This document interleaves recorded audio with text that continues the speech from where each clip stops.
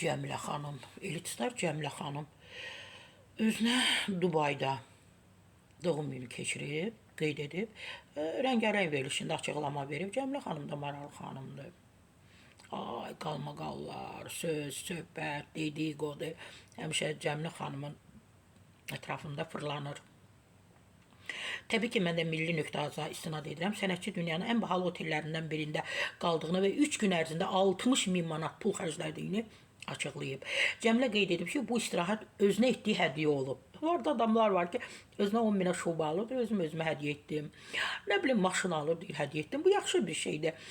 Özümə hədiyyə etdim, illərdir işləyirəm. Axır ki, özümə istirahət verdim. 3 gün qaldıq. Bir günə 20.000 manat xərclədim. Doğum günümü dünyanın ən yüksək otelində, 77-ci mərtəbədə hovuzda orada keçirmişəm, hovuzda günəşlənərək keçirdim. Maşın da kirayələmişdim.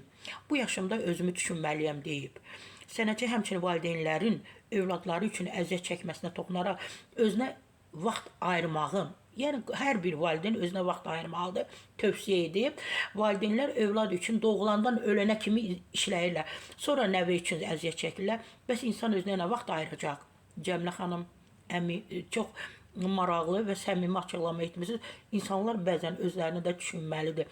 Hörmətli Cəmilə xanım, canım mənim, doğum gününüz mübarək olsun, gec də olsa. Təbrik edirəm sizi.